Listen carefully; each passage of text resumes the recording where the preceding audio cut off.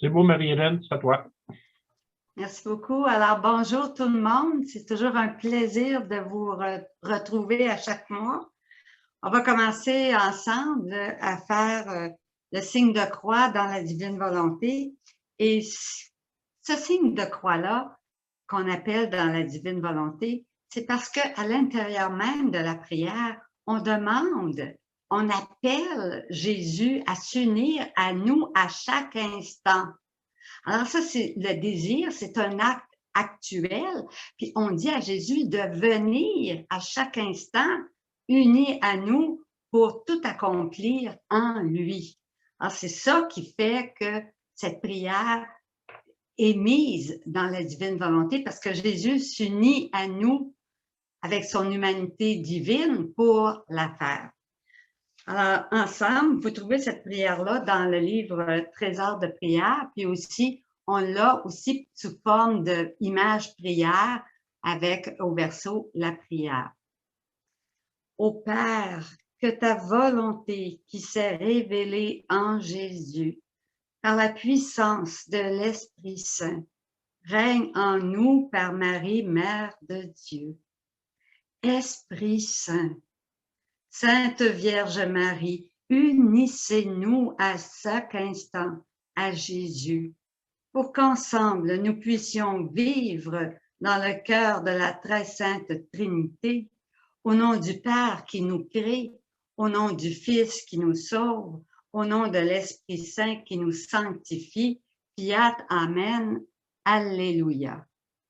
Et aujourd'hui, je voudrais faire une petite prière, mais avant ça, je voudrais mettre deux intentions particulières. Bien sûr, dans la divine volonté, on prie pour tout le monde, au nom de tous et pour tous. Mais on a quand même eu deux demandes particulières cette semaine de nos membres. Alors, la première, il s'agit de Pauline Rancourt, qui est partie vers le Père mardi matin. Alors, elle nous avait annoncé fin août qu'elle était atteinte d'un cancer incurable et qu'il n'y avait plus rien à faire. Et puis, elle est rentrée à l'hôpital la veille. Elle était consciente, tout ça. Elle est rentrée et le lendemain matin, elle était partie vers le Père. Donc, ça s'est fait très rapidement. Mais par chance, elle nous a laissé beaucoup de beaux fruits de la divine volonté, tels que tous les DVD que nous avons, Viens t'asseoir à la table divine, devenir une hostie vivante, qui va être un peu le sujet de notre conférence aujourd'hui. Et aussi, en dernier, elle a senti, elle avait écrit beaucoup de pensées personnelles, elle avait mâché, si vous voulez, les livres du ciel, puis elle en a fait des livres et elle les a mis à notre disposition, de sorte que vous avez, avec Richard, qui a eu la gentillesse de l'ajouter dans les annexes. Alors, le livre de Pauline Rancourt sur, le titre, c'est Laisse-toi captiver par le livre du ciel. Donc, il est disponible sur le site. Vous pouvez l'avoir dans les annexes. Et la deuxième, alors bien sûr, on prie pour tout le monde, tous les agonisants et tous ceux qui sont décédés. Et une deuxième de nos membres, Pierrette Rodrigue, nous a demandé des prières parce qu'aujourd'hui même, pendant qu'on fait la conférence, elle est en salle d'opération, atteinte d'un cancer et elle est opérée aujourd'hui. Donc, elle s'est confiée à notre prière. Alors, pour elle, puis tous ceux qui sont en table d'opération aujourd'hui, qui ont à subir une opération, prions la prière d'infusion. Alors, ça aussi, vous l'avez en image prière. Pour être capable de donner Jésus, d'être lumière, d'être amour pour les autres, il faut se remplir de Jésus parce que nous, on est vide, on n'est rien. Alors, le matin, c'est une bonne idée de commencer après le signe de la croix, cette prière d'infusion qui nous remplit de Dieu. Alors, faisons-la ensemble. Je ne suis rien, Dieu est tout. Père, je t'aime. Ô divine volonté, venez penser par mon esprit. Ô divine volonté du Seigneur Jésus, venez circuler dans mon sang. Ô divine volonté de Jésus, bien-aimé, venez regarder par mes yeux. Venez écouter par mes oreilles. Venez parler par ma voix. Venez respirer par mon souffle, battre dans mon cœur.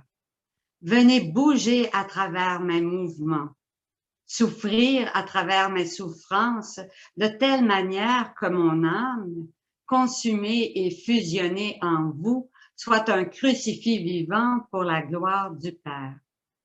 Ô divine volonté, venez prier en moi et recevoir cette prière comme étant la mienne.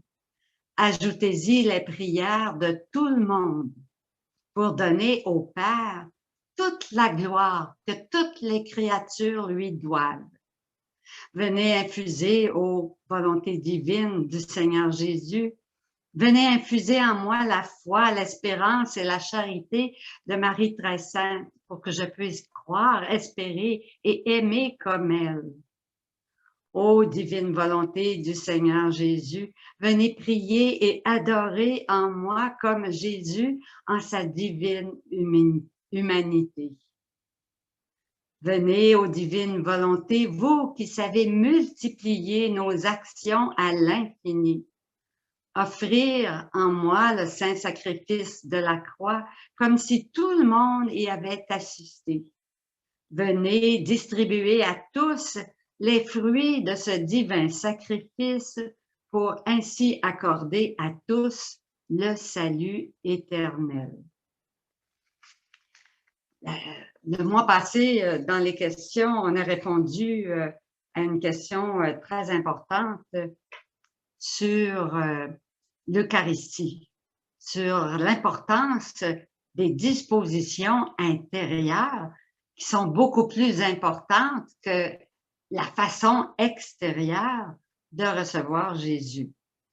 Alors, ça m'a fait penser que peut-être que ce serait intéressant que vous et moi, on réfléchisse un peu à la grandeur, puis à ce don de l'Eucharistie, qui est le sommet de notre foi catholique. Alors, je vais commencer avec un texte du 24 février 1915 que j'ai pris dans le tome 11. Et ça va nous dire pourquoi Jésus s'est d'abord communié. Parce qu'il aurait pu instituer l'Eucharistie à la dernière scène, puis de se mettre son corps, son âme, sa divinité dans l'Eucharistie, puis donner son corps, son âme, se donner à ses apôtres. Mais il s'est communié lui-même. Et on va voir que les réponses que Jésus nous donne, que c'est important de réfléchir à ça, à cette communion de Jésus, parce qu'elle est indispensable pour qu'on puisse même accéder à ce grand honneur qui est de recevoir Dieu. Sans la communion de Jésus, jamais on n'aurait été digne de recevoir un Dieu. Et c'est Jésus, par sa communion, qui nous rend dignes.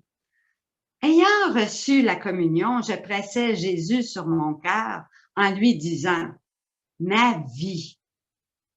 Voyez-vous comment Louisa est ma vie? Il faut que Jésus devienne votre vie. Vous en Jésus. Jésus en vous, il est votre vie.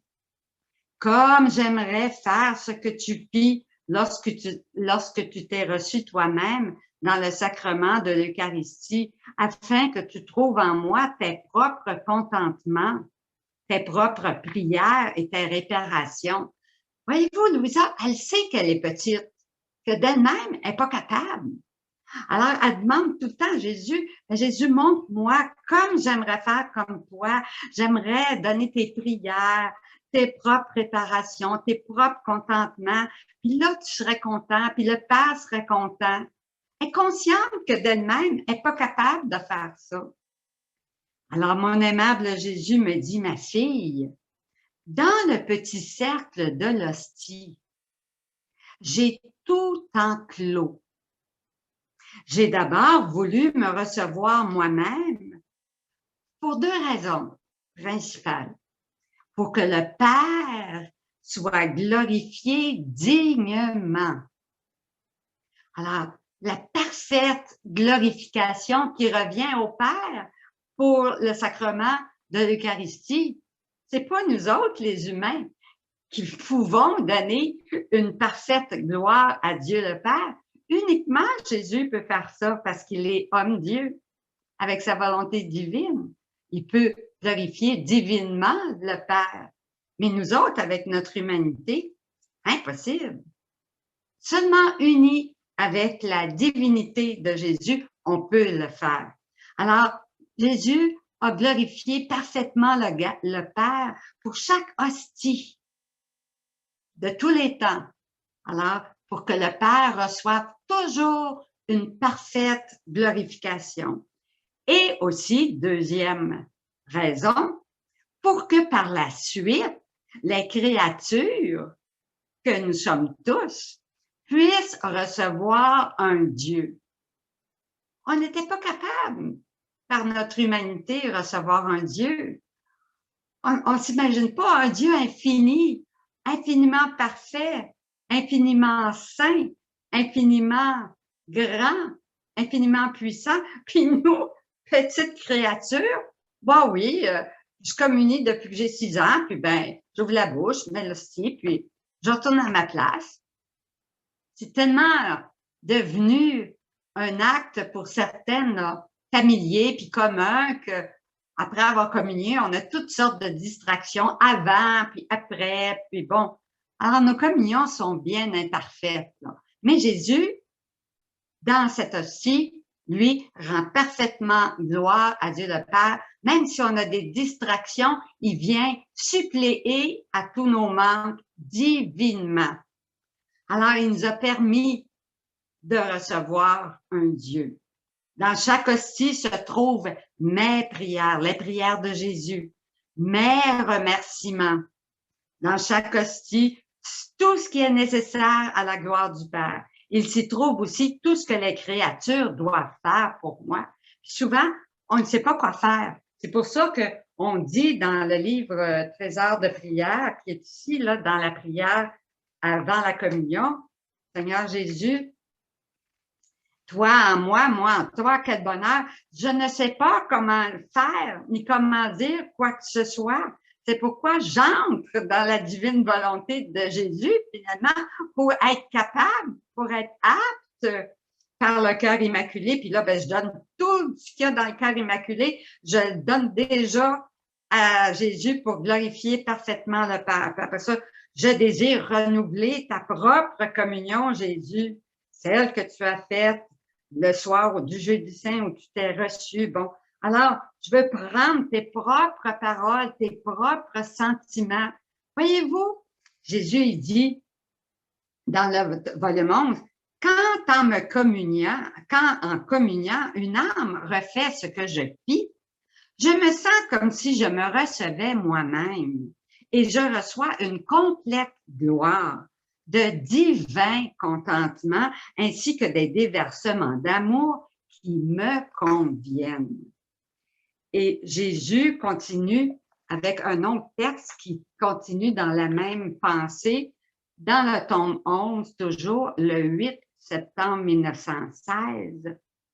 Ma fille, quand une âme vit dans ma volonté, alors quand on lit ça, là, il ne faut pas croire que c'est nous autres, là, que ça s'applique parfaitement à nous autres parce que nous, on fait des actes, on a la volonté divine quand on demande à Jésus, alors par un prêt.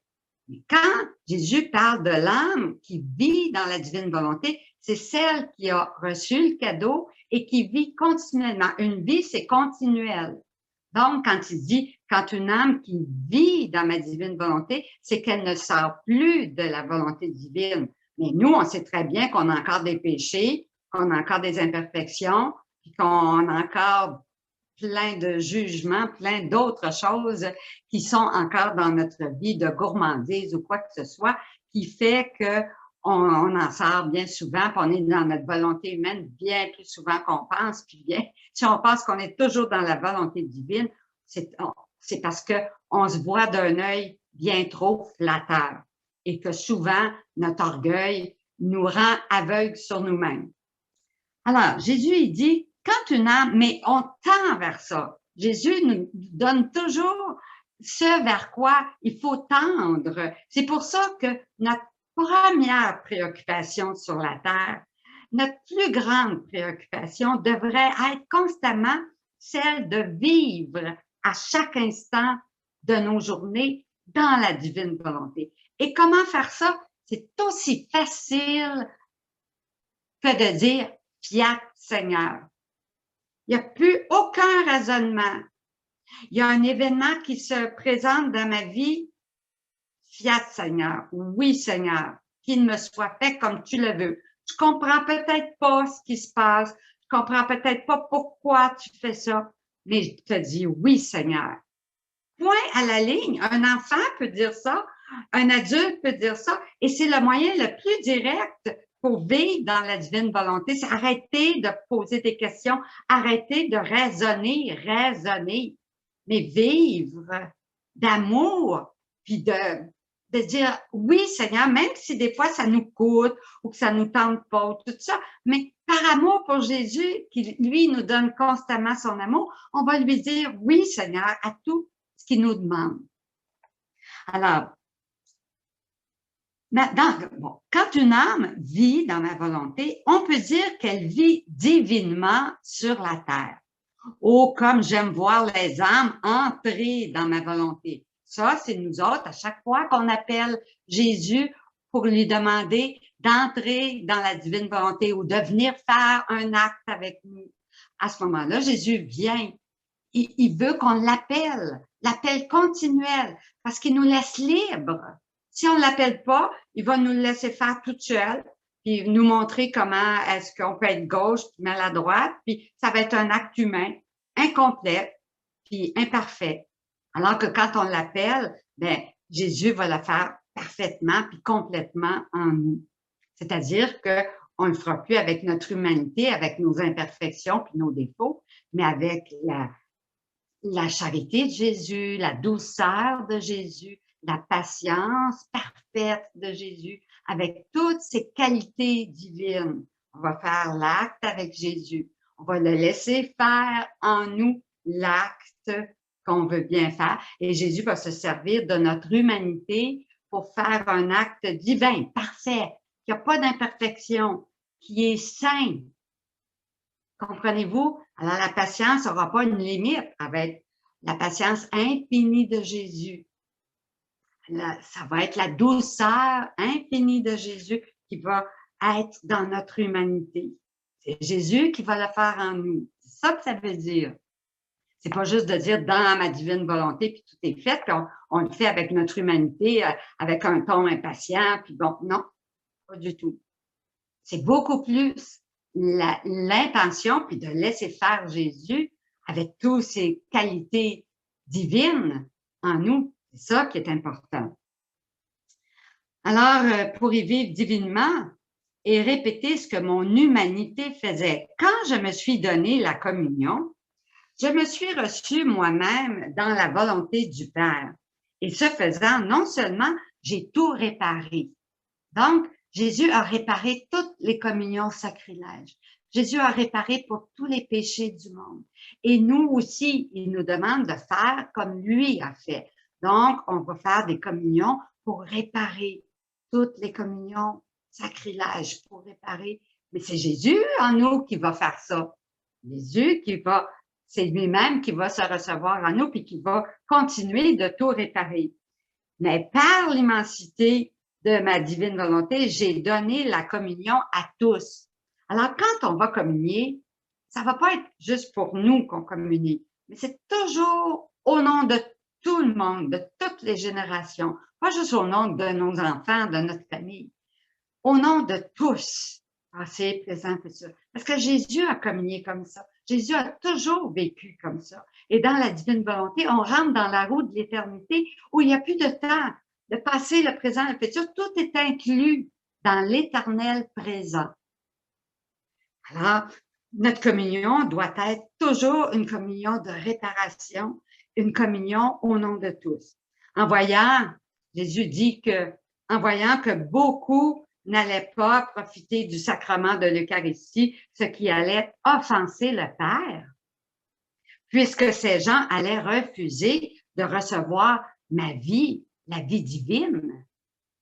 Je donnais au Père satisfaction et gloire comme si tous avaient reçu la communion avec moi. Toi aussi, chacune de vous, reçois la communion dans ma volonté en répétant ce que j'ai fait.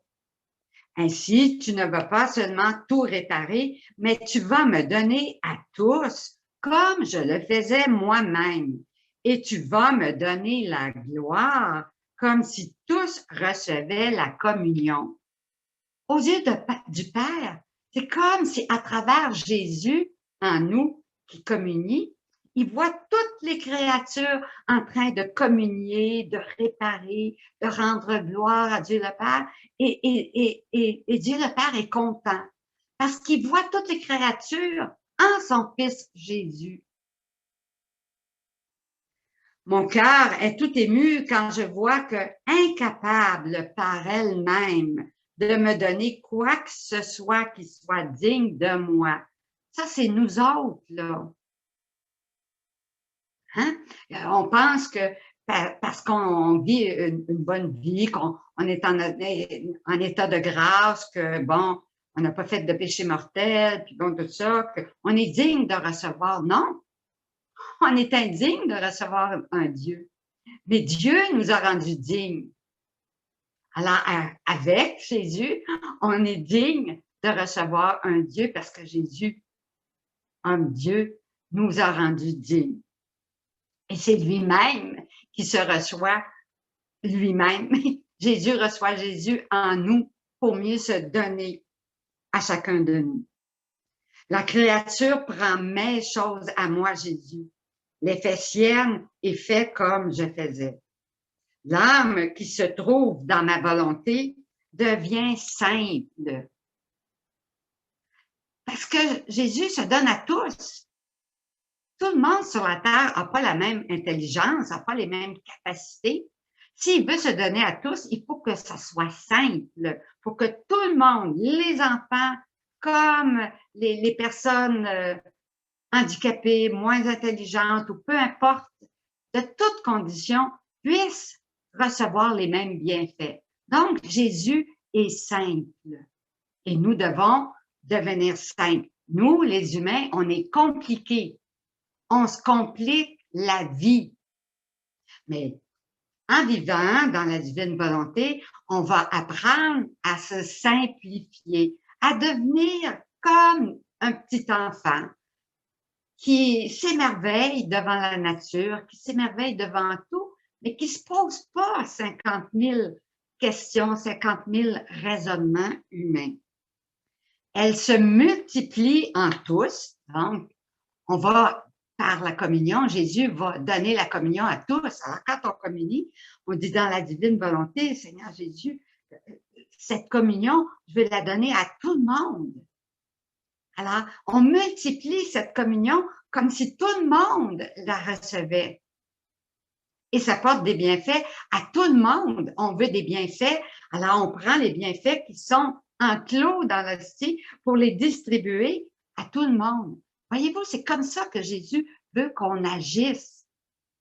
Oh, si tous comprenaient la valeur immense, infinie des actes faits dans ma volonté, des actes divins. C'est pas nous autres qui posons des actes divins. Non, non, non, non, non. C'est Jésus en nous qui vit de sa divinité et qui pose ces actes divins-là. Mais vu qu'on est unis, fusionnés, notre volonté humaine avec la sienne, ça n'en fait juste une. Alors, il transforme notre petit tract humain de communier en un acte divin. Il fait ça autant de fois qu'on se dispose à laisser Jésus faire, agir en nous. Il dit, oh, si tous comprenaient la valeur immense des actes faits dans ma volonté, même les plus petits, ils n'en laisseraient échapper aucun. Alors, on comprend maintenant que si on peut communier, c'est parce que Jésus s'est communié lui-même qui nous a rendus dignes de recevoir un Dieu. Allons maintenant dans le livre, moi je lis dans le livre, je vous annonce une grande joie, mais c'est dans le tome 16, un texte du 5 novembre 1923 où Jésus nous invite tous à devenir, je dis bien devenir, une hostie vivante. Voulez-vous devenir une hostie vivante pour Jésus? Vous allez me dire, c'est quoi ça? Bon, ben, on va regarder ensemble qu'est-ce que Jésus en dit. Puis après ça, Jésus va nous dire c'est quoi que ça prend, les dispositions, puis les fruits. On va passer à travers tout ça, là, espérant là, dans la prochaine demi-heure. Alors, je forme ma vie dans l'hostie, mais cela ne me donne rien. Pas même une affection, ni même une palpitation, pas même le plus petit « je vous aime ». C'est comme si j'étais mort. Je reste seul, sans l'ombre d'un échange. Et partant, mon amour est presque impatient de sortir de cette hostie-là, de briser cette glace pour descendre dans les cœurs, pour trouver en eux un échange que l'hostie ne sait pas me donner. Mais sais-tu où je trouve mon véritable échange? Dans l'âme qui vit dans ma volonté. Donc, nous, on fait des actes. Alors, quand on communie, on peut demander à Jésus de nous mettre dans la divine volonté. Ça devient par près, mais c'est pas une vie continuelle, mais quand même, notre communion, on la vit dans la divine volonté et Jésus, tout ce que Jésus va dire devient réel. On va voir ce qu'il s'attend de nous pour faire. Il dit, quand je descends dans son cœur, je consomme rapidement les accidents. Alors là, les accidents, juste un mot théologique, là, qui concerne le soutien de la matière. La matière, c'est le corps, le sang, l'âme et la divinité de Jésus-Christ. C'est pas, l'hostie, c'est pas juste un symbole, là. Absolument pas. Jésus l'a dit partout dans les livres du ciel. C'est partout dans notre foi catholique. C'est même le sommet de notre foi catholique que Jésus est présent réellement avec son corps, son âme, son sang et sa divinité dans chaque hostie. Alors, les accidents, c'est la farine, c'est la rondeur, c'est la couleur du pain, c'est ce qu'on voit. Alors, l'épaisseur, ce sont les accidents qui retiennent Jésus à l'intérieur de l'hostie. Alors, quand on reçoit l'hostie, Jésus, il dit qu'il consomme rapidement les accidents, donc le pain hein, est dissous. Puis l'Église dit habituellement entre 15 et 20 minutes, la présence réelle de Jésus est là pour 15-20 minutes. Et ensuite, Jésus fait sa petite visite. Il va dire pourquoi il fait sa petite visite, puis qu'après ça, il part. Et que l'âme a Jésus, mais de façon mystique. Mais vous allez voir qu'avec ce don de vivre dans la divine volonté, Jésus veut qu'on ait sa présence réelle tout le temps. Mais quand on sort de la divine volonté, bien, Jésus ne peut pas rester à pécher avec nous ou dans une imperfection ou un petit mensonge ou n'importe quoi. Alors, il quitte. Il ne peut pas rester quand il y a un péché ou quelque chose ou quand il y a notre volonté propre qui veut agir. C'est ça qu'il dit. Parce que je sais qu'il y a des accidents plus nobles en nous qui me sont plus chers, prêtes à m'emprisonner, à ne pas me laisser sortir du cœur et qui me donneront non seulement la vie en elle-même, mais vie divine pour vie divine, amour divin pour amour divin. Vous voyez la grandeur du don de vivre dans la divine volonté. Jésus nous amène à vivre divinement. C'est lui qui vit de sa divinité en nous.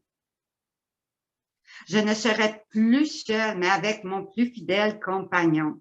Nos désirs ne feront qu'un seul. Alors, il faut, pour qu'il y ait une seule volonté, que nos désirs soient ceux de Jésus. Jésus qui veut sauver toutes les âmes. Alors, on va désirer, maintenant, au lieu de faire un voyage à tel endroit, on va désirer sauver des âmes. On va désirer que les âmes des agonisants meurent aujourd'hui et qu'ils soient tous sauvés. On va avoir les mêmes désirs que Jésus. On ne va pas désirer des choses humaines, désirer avoir une plus grande maison, désirer rénover le sous-sol, des choses terre à terre qu'on désire, nous autres les humains. Alors qu'il n'y a pas un cheveu qui tombe de notre tête sans que notre papa du ciel le sache. Il prend soin de chacun de nous. Puis il dit, n'est que deux choses dans la vie de celle qui vit dans la divine volonté. L'amour, alors amour pour amour. Jésus est constamment, le Père du ciel est constamment en train de nous bombarder d'amour dans la création, dans la rédemption et dans la sanctification. Et il veut constamment qu'on lui retourne des je t'aime d'amour divin fait avec Jésus, en Jésus, pour que l'amour divin circule sur la terre comme au ciel. Nous serons deux cœurs palpitant ensemble, nous aimerons à l'unisson. Ainsi, je resterai en elle et j'y ferai ma vie vraiment comme je le fais dans le très saint sacrement. Mais sais-tu quels accidents je trouve dans l'âme qui fait ma volonté? Ce sont les actes qu'elle accomplit dans ma volonté. Donc, pas les actes humains, parce qu'il dit plus loin, quelqu'un qui vit pas dans la divine volonté, qui est une bonne chrétienne, qui va communier à tous les jours, elle n'a pas, ses actes ne sont pas suffisants pour retenir Jésus, pour que Jésus puisse rester dans l'âme avec sa présence réelle de son âme, de son corps, de son sang, de sa divinité. Ça prend des actes divins. Ça prend des actes faits avec, en Jésus, par Jésus, qui lui divinise tous nos actes. Donc, les actes, quand on appelle Jésus, viens le faire là, Jésus est là pour le faire avec nous. Mais on le fait avec toute sa douceur, toute sa perfection, toute sa sainteté. On le laisse faire en nous et toute notre nature humaine, impatiente, juge, etc., doit se taire complètement. Elle doit disparaître, notre humanité. Tu sais, ben, c'est bien humain, ça, c'est nous autres, ça, bah oui. Tu sais, on se donne des excuses, puis on trouve que, bah, tu sais, tout le monde c'est pareil, là, puis c'est pas si pire dans le fond, là, tu sais, c'est bien humain, là, tu sais. Non, Jésus veut qu'on soit comme lui, à son image, à sa ressemblance. Mais il trouve que des fois, on y ressemble pas trop. Puis il faut, nous autres, là, ressembler de plus en plus pour que quand les gens nous voient, ils nous disent, es-tu Jésus? Quand les gens nous voient agir, est-ce que c'est ça qu'ils disent? Ou bien ils disent, oh ben si c'est ça, vivre dans la divine volonté, là, regarde, là, elle a fait une médisance, puis elle a fait telle affaire, puis elle sait pas tout ça. Si c'est ça, vivre dans la divine volonté, moi, je veux rien savoir. Voyez-vous? Je continue parce qu'on a encore beaucoup de choses à dire. Ce sont ces actes accomplis parfaitement, saintement, dans la divine volonté, qui, plus que des accidents, s'extensionnent autour de moi. Alors, ce sont des actes bons, remplis de la bonté de Jésus. Donc, Jésus ne peut pas partir parce que là, on lui demande de faire cet acte de bonté avec nous. Après ça, Jésus ne veut pas partir parce qu'on lui demande, Jésus, de faire cet acte de miséricorde avec nous. Puis après ça, Jésus ne peut pas partir parce qu'on dit, il nous demande de faire un acte de charité, puis on demande à Jésus de le faire avec nous parce qu'on sait que nous autres, tout est petit, notre patience est petite, notre charité a des limites, tout a des limites, alors que lui, c'est à l'infini. Alors, on demande tout le temps, alors il ne peut pas partir, On le retient par nos actes saints de bonté, de générosité, de miséricorde. Ça retient Jésus en nous parce qu'ils sont faits dans la volonté divine, en lui, en Jésus. Alors que l'autre personne qui est une bonne chrétienne, qui ne connaît pas la divine volonté, demeure dans son humanité. Elle fait un acte humain qui n'est pas suffisant pour retenir Jésus. Alors, l'acte humain est rempli. Bon, je peux répondre à quelqu'un. Oui, je vais faire un acte charitable, mais au bout de 5 minutes, bon, OK, j'ai plus, tu sais, c'est imparfait. C'est pas comme Jésus l'aurait fait. C'est limité, c'est avec un ton un peu raide. Jésus était doux et humble de cœur. Voyez-vous, alors les actes humains sont incomplets, imparfaits, alors que les actes divins de Jésus sont toujours complets, éternels, et ils sont toujours parfaits. Mais pas nous autres, il faut laisser faire Jésus en nous, qui lui va le faire parfaitement. Combien de fois dans les livres, Jésus, il dit, laisse-moi faire. Parce que notre volonté humaine, elle veut toujours prendre le dessus, puis commencer encore à régner, puis à agir, puis à agir. Oh, comme je me sens heureux en vivant la vraie vie en elle, parce que je me sens comme dans mon céleste et royal palais. Et moi, Louisa a dit, mais Jésus, n'est-ce pas une chose nouvelle et singulière dont tu parles? Celui qui vit dans ta volonté, tu vis vraiment en lui? Puis Louisa a dit, il me semble que dans le petit catéchisme, mais plutôt, ne serait-ce pas la vie mystique? Tu sais, elle a quand même peut-être lu la vie de Sainte Thérèse ou des écrits sur la vie mystique, puis elle sait que après 15 minutes, c'est la vie mystique. Alors, elle pose la question à Jésus. Que tu vis dans les cœurs, Jésus, la vie mystique, qui possède la grâce, ceux qui sont en état de grâce, ben, ils ont la vie mystique, ils reçoivent la grâce, puis ils demandent des grâces, puis ils vivent par la grâce de Dieu. Jésus répond, non, non, non, ma fille, ce n'est pas une vie mystique comme pour ceux qui possèdent ma grâce, mais qui ne vivent pas avec leurs actes identifiés dans ma volonté et qui n'ont pas suffisamment de matériel pour former les accidents qui m'emprisonnent. Hein? Ceux qui vivent de leur... C'est eux autres qui décident, puis c'est eux autres qui font les choses. C'est leur volonté humaine qui mène leur vie. Hein? Alors, la volonté humaine, elle n'a pas, ces actes-là n'ont pas la puissance de retenir la vie réelle de Jésus, parce qu'ils sont imparfaits et incomplets. Ce serait comme pour le prêtre qui n'aurait pas de scie et qui voudrait prononcer les paroles de la consécration. Il pourrait les dire, mais il les dirait dans le vide. Ma vie sacramentelle n'aurait certainement pas d'existence. Ainsi, je me trouve dans les cœurs, quoi qu'ils puissent posséder ma grâce, ils ne vivent pas pleinement dans ma volonté. Et ceci vient de ce que je suis en eux par grâce, mais pas réellement. Alors, voyez-vous, nous, on vit toutes, tant qu'on n'a pas atteint cette vie continuelle dans la divine volonté, bien, on reçoit la volonté divine par près.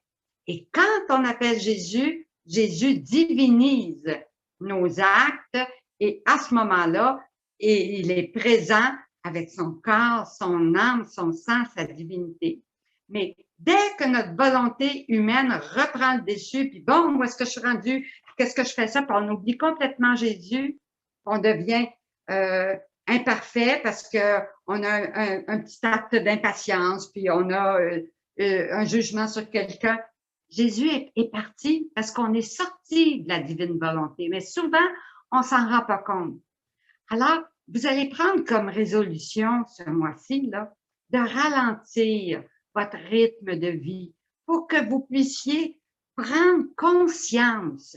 Soyez fidèles et attentifs à chaque instant de votre journée pour voir si vous appelez Jésus pour qu'il fasse avec vous tout ce que vous voulez faire, puis que vous fassiez avec lui ce que lui veut faire en vous et qui vous inspire de faire par l'Esprit Saint. Alors, voyez-vous, c'est lui en vous, puis vous en lui.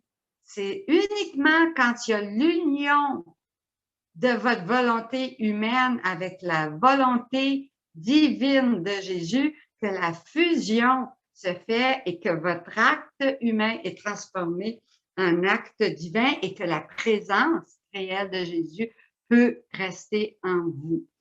Mais si on veut avoir la présence réelle, il faut que ça soit une vie continuelle. Mais c'est pas grave. On tombe, on s'en aperçoit, l'Esprit Saint nous dit, regarde, qu'est-ce que tu as fait? Si c'est un péché véniel, on demande pardon à Jésus. Jésus, redonne-moi ce cadeau de vivre dans ta divine volonté. Viens avec moi. Et Jésus revient vivre en nous avec sa divinité. Il vient diviniser nos actes. Et moi, mon amour, comment se peut-il que tu puisses vivre réellement dans l'âme qui vit dans ta volonté? Et Jésus, ma fille, est-ce que je ne vis pas dans l'hostie sacramentelle en toute vérité, en mon âme, dans mon corps, avec mon sang et divinement? Ceci vient de ce qu'il n'y a pas de volonté qui s'oppose à la mienne. Si je trouvais dans l'hostie une volonté qui s'oppose à la mienne, je ne vivrais pas une vie réelle et durable en elle. C'est aussi la raison pourquoi les accidents sacramentaux sont consumés quand les créatures me reçoivent, parce que je ne trouve pas une volonté humaine unie à la mienne de telle sorte qu'elle veuille acquérir la mienne. Au lieu, je trouve une volonté qui veut agir, qui veut opérer par elle-même, et je fais ma petite visite et je pars. Dès que la volonté humaine veut agir par elle-même, Jésus, il nous oblige pas. Voyez à quel point il respecte notre liberté. Mais dès qu'on l'appelle, il va venir. Mais si on ne l'appelle pas, il va nous laisser faire humainement sans lui. Il ne va pas s'imposer. Comme sur la Terre, il y a beaucoup d'impositions, il y a beaucoup de lois, puis beaucoup de restrictions, puis de rigidité. La Vierge Marie nous dit ce mois-ci, ça vient pas de Dieu, parce que Dieu nous a créés libres et il respecte et il respectera toujours notre liberté d'enfant de Dieu. Au contraire, pour celui qui vit dans ma volonté et la sienne n'en font qu'une. Et ce que je fais dans l'hostie, je peux faire beaucoup plus en lui, beaucoup plus parce que je trouve une palpitation, une affection, un échange, un avantage que je ne trouve pas dans l'hostie. Nous, on peut dire à Jésus, je t'aime, Jésus, je t'adore, je te loue. Avec toi, Jésus, je vais te donner à tout le monde. On parle à Jésus, il est tellement content qu'on lui donne de l'amour. L'amour infini qu'on reçoit en nous veut se donner pleinement en nous et veut nous remplir totalement de lui-même. C'est incroyable. Quel don! Quand on réfléchit 2 minutes à l'immensité de ce don de vivre dans la divine volonté, Dieu qui est infiniment bon, infiniment aimable, infiniment grand, infiniment puissant, qui vient par la petite hostie se donner pleinement en nous. Mais ce qui nous arrête, c'est notre volonté humaine qui s'oppose à la volonté divine par des désirs différents, des façons d'être différentes, une pensée différente. Pour l'âme qui vit dans ma volonté, ma vraie vie est nécessaire en elle. Autrement, comment pourrait-elle vivre dans ma volonté? Jésus ne peut pas vivre en dehors de sa volonté. Parce qu'il est immense. Puis nous, on est petit. Mais dans la volonté divine, notre âme, Jésus expansionne notre âme bien au-delà des limites de notre corps. Là. Notre âme prend les grandeurs de Dieu. Alors, on continue ici, là, avec un autre texte. Alors, voyez-vous, la présence réelle de Jésus, c'est ça qu'il veut que nous ayons, puis qu'il veut continuellement vivre en nous, agir en nous, penser en nous. Nos pensées sont celles de Jésus. Jésus peut se servir de notre intelligence pour penser à travers notre pensée. Pas nous autres, humainement, on raisonne. Pourquoi ci, pourquoi ça, Non, tout ça, ça fait pas partie de la volonté divine. On sort de la volonté divine. En Dieu, il n'y a que l'amour qui s'extasie devant l'amour. Alors, le Père qui est en adoration devant le Fils et l'Esprit Saint qui est en adoration devant le Fils et le Père, et le Fils qui est en adoration devant le Père et l'Esprit Saint. La Trinité sainte d'amour, ce mouvement continuel d'amour divin qui est en nous, dans trois espaces, si vous voulez, en nous qui nous a donné l'intelligence, la mémoire et la volonté. Et il faut que les trois soient habités par Dieu. Que notre volonté humaine soit en parfait accord avec la volonté divine. Que notre mémoire se souvienne de Dieu, de l'amour de Dieu dans la création, dans la rédemption, les 24 heures de la passion, dans la sanctification, les sacrements, la grâce divine, le don de vivre dans la divine volonté, le livre du ciel. Notre mémoire devrait être remplie uniquement de ça, de Dieu. Mais dans notre mémoire, là, il y a toutes les choses humaines. Jésus, il dit qu'il faut se vider complètement de tout ce qui est humain pour que lui, il veut nous remplir totalement de lui-même. Un autre texte, ah oui, dans le tome 9, à la page 36, le 23 mars 1910, c'est Louisa, puis Jésus lui dit les merveilles de vivre dans sa divine volonté. Puis il dit, dans ma volonté, en ne donnant pas vie à sa volonté personnelle, l'âme détruit ses passions, ses faiblesses et tout ce qui est humain en elle. Alors, tous les péchés capitaux, là. Alors, toutes nos imperfections. Alors, en donnant pas vie à notre volonté humaine, tout ça, ça va disparaître. En donnant vie à la volonté de Dieu en nous, ça va faire grandir toute la vie divine en nous, les qualités divines en nous. Elle vit des vertus, de la force et de toutes les qualités divines. Écoutez bien ce que Louisa répond.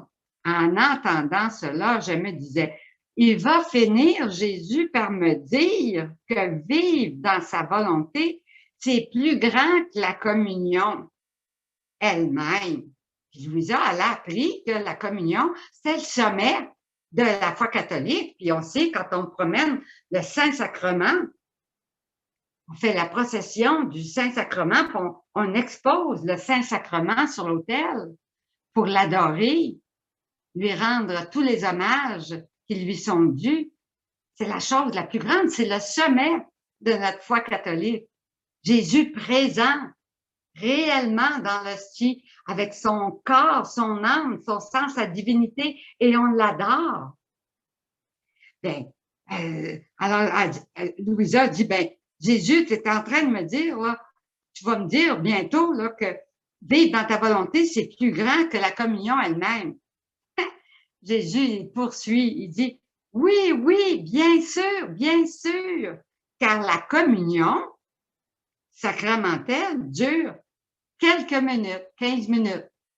Et après ça, parce que notre volonté humaine règne en nous, Jésus fait sa petite visite, parce que la volonté divine ne règne pas, il est obligé de s'en aller.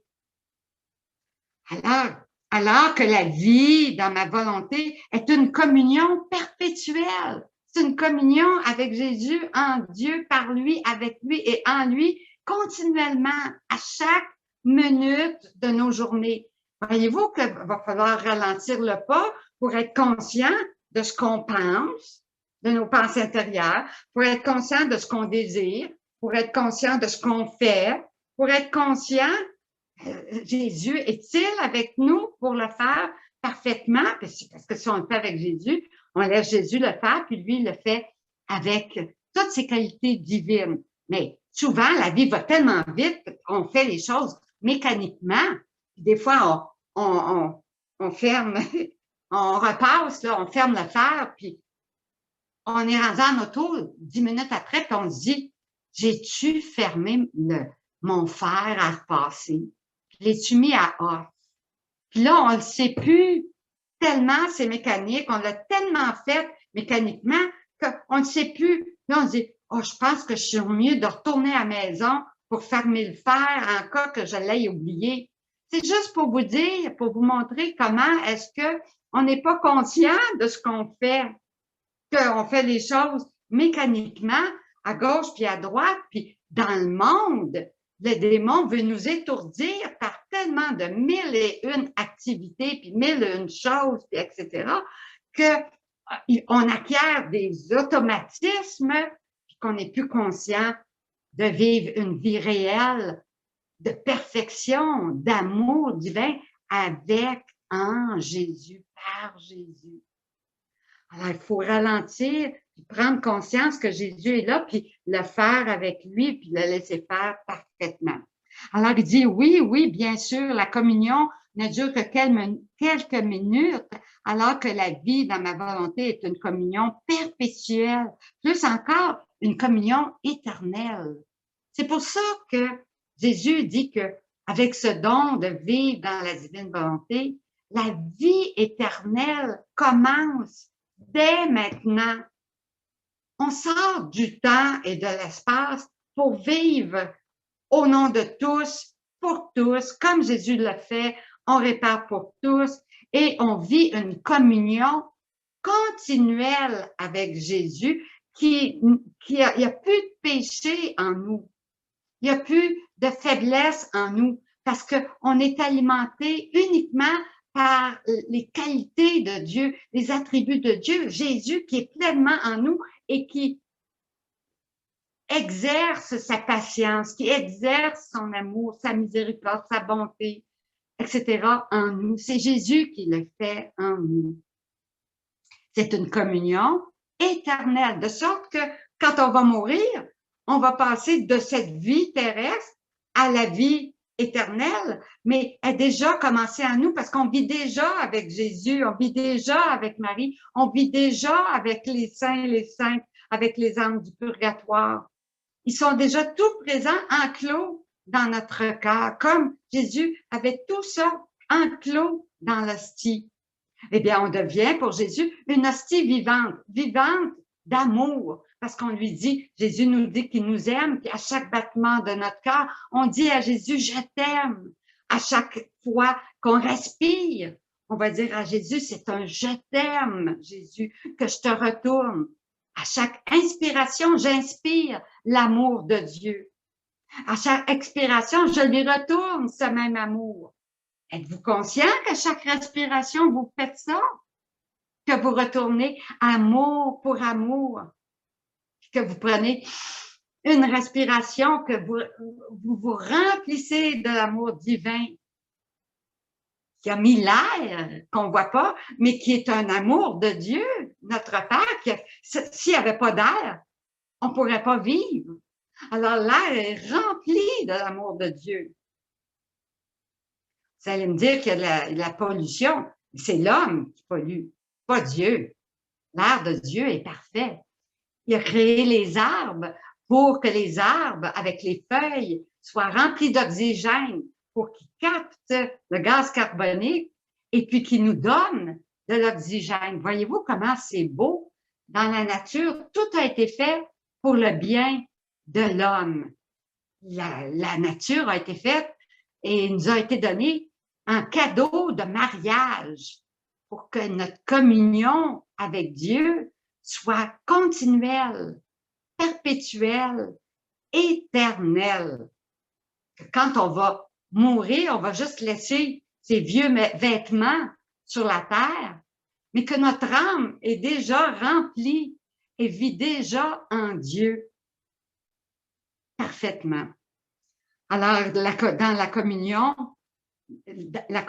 dans ma divine volonté n'est sujette à aucun empêchement Il suffit que l'âme la veuille et c'est fait. Alors que la communion sacramentelle peut rencontrer des obstacles. Par exemple, le prêtre n'est pas là, il est malade. Il ne peut pas faire la messe, il n'y a pas de communion. Ou bien vous êtes malade, vous ne pouvez pas y aller, pas recevoir la communion. Ou pour n'importe quelle autre raison, vous ne pouvez pas recevoir. Mais dans la volonté divine, c'est toujours à la portée de notre main. Il n'y a rien qui peut empêcher. Il dit bien, l'âme est libre.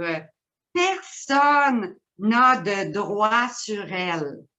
Alors, si vous pensez, là, que sur la terre, il y a des gens qui disent qu'ils ont des droits sur vous, là, puis la Vierge le dit elle-même dans le message, là, elle dit, celui qui prie, mes petits-enfants, sent la liberté des enfants de Dieu et la joie au cœur sert le bien de l'homme, parce que Dieu est amour et liberté.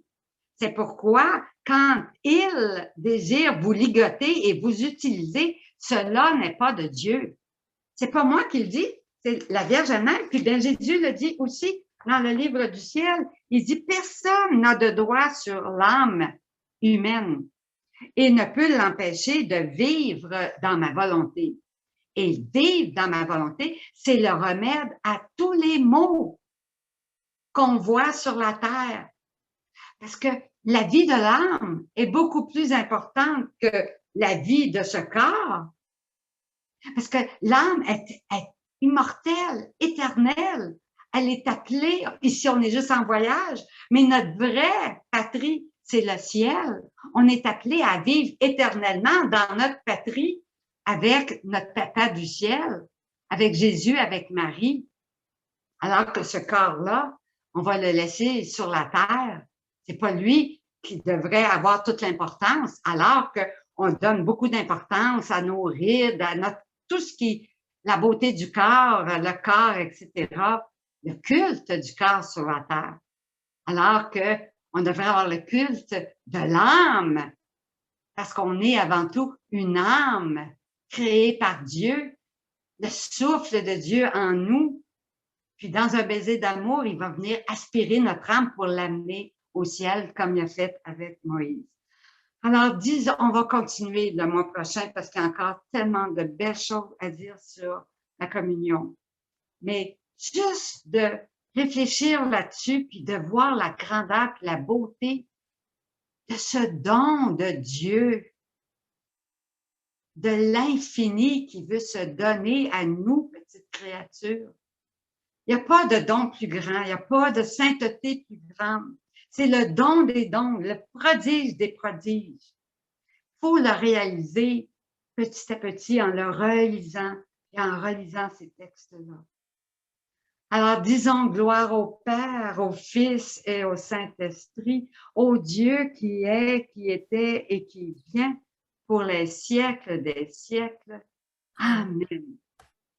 Alors, on va passer à la période de questions, mais avant, le Père nous va venir pour vous faire la bénédiction finale de cet enseignement.